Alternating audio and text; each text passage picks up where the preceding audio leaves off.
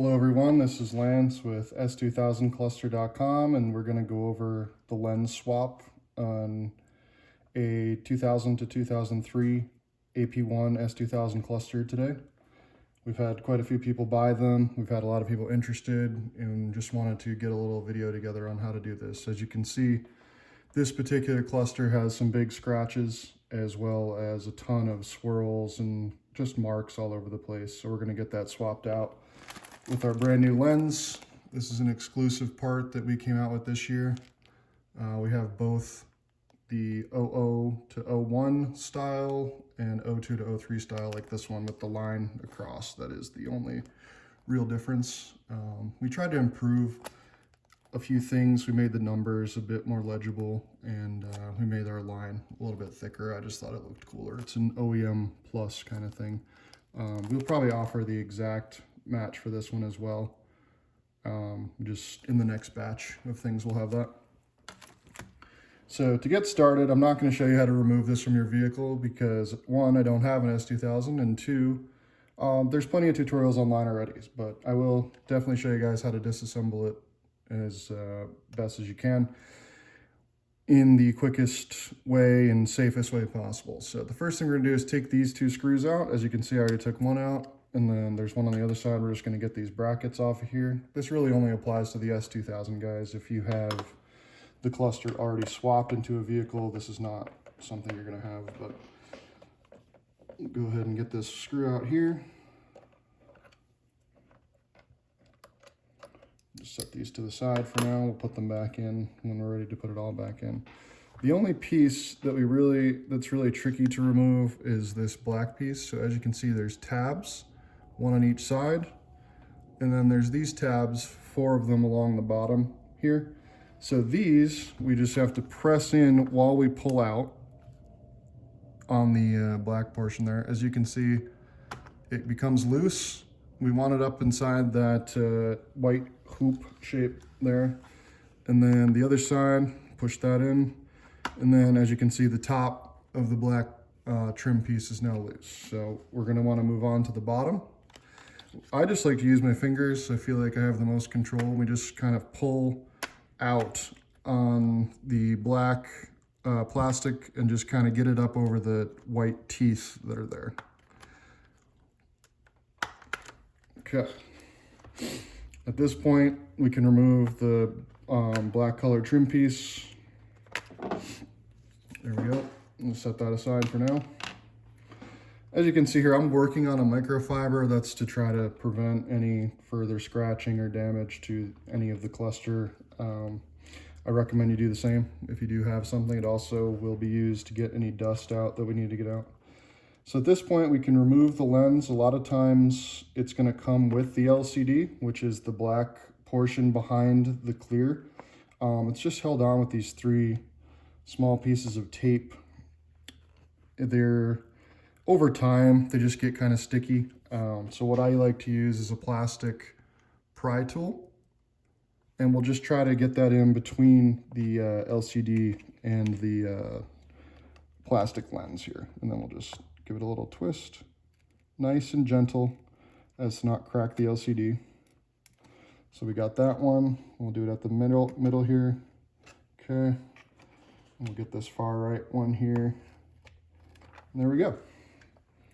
So at this point, the lens is separated from the LCD. You might have a little bit of residue on the sides and at the bottom here.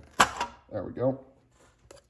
So as you can see, just this adhesive that's on here gets stuck here, here, here, here, here.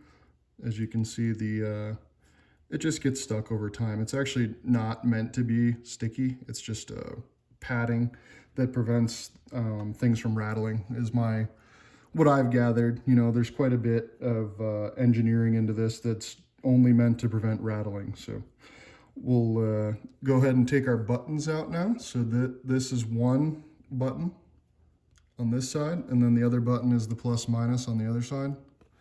To take these out is fairly tricky. Again, I like to just use my fingers, and then that way I have a lot of control over it.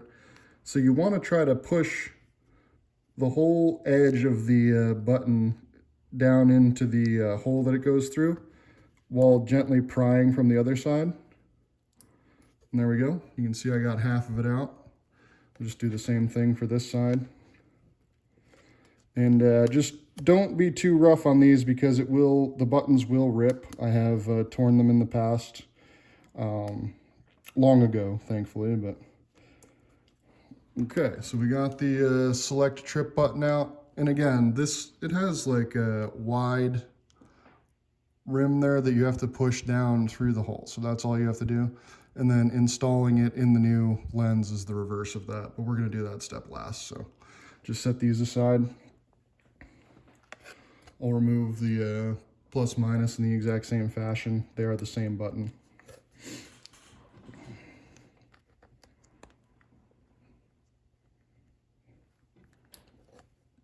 Got that half out.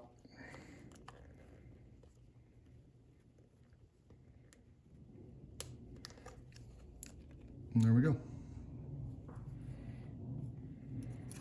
At this point, we're done with the old lens. So let's go ahead and set that aside and keep it as a spare, whatever you wish. Just to give you guys a little preview, when we're talking about the buttons, this is a 3D print that I made to test our design.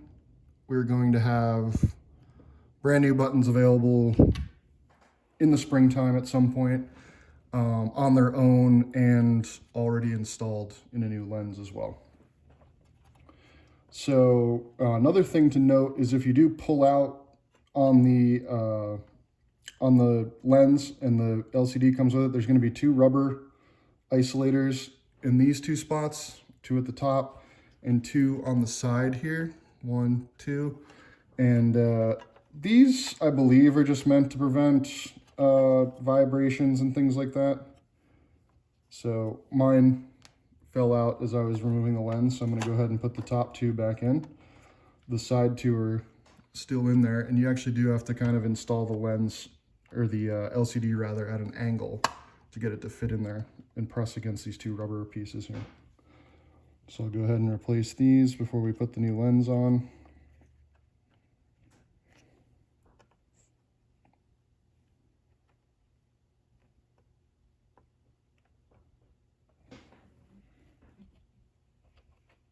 Okay. All right, at this point, I'm just going to give it a quick wipe down with the microfiber, and then we're going to go ahead and put the new lens on. Just try to get most of the dust off of there. Just very gentle. These LCDs are very fragile, so just be gentle with that. Okay, there's some kind of dirt mark up here from the previous owner, I would imagine. They did put LED bulbs in here, as you can see. Okay, I actually had to take a quick break and find my plastic cleaner to actually get that LCD clean. I use Novus. This stuff works really well. Just whatever you use, if you do have to clean the LCD, just make sure you're gentle when you're scrubbing it. It scratches very easily, and I've seen a ton of them break over the years, and basically it's impossible to replace at this point. So just be aware of that. At this point, we're going to put our new lens on.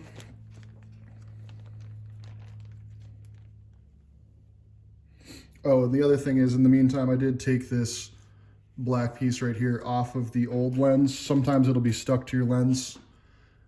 This one in this case was stuck to the back of the lens. It just peels off of there.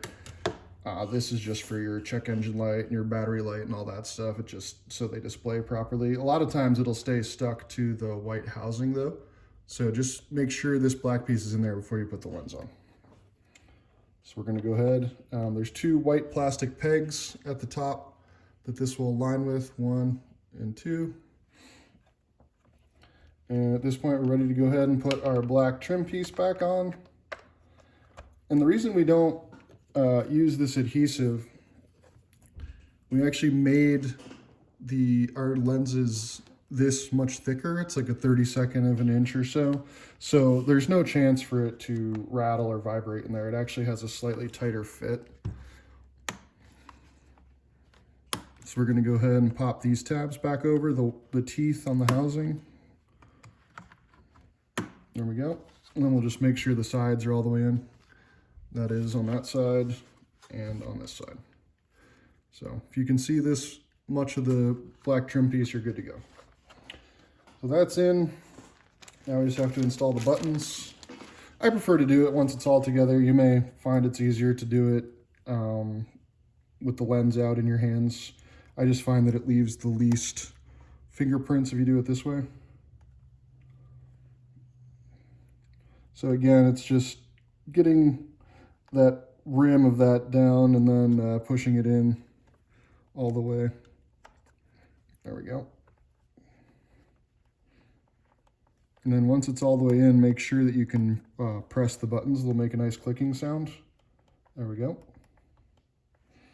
That side's good. Get the select trip button in. Again, just be aware that this is old rubber, you know what I mean? So it's prone to cracking and tearing, so we'll just be as careful as possible. Don't bend it in an extreme way or put too much pressure on it, and you'll be fine. It does have a lot of give to it. So there we go. Just making sure they actually click the buttons with the new lens. And I'm going to go ahead and wipe my fingerprints and dust off the corners here where I just touched it.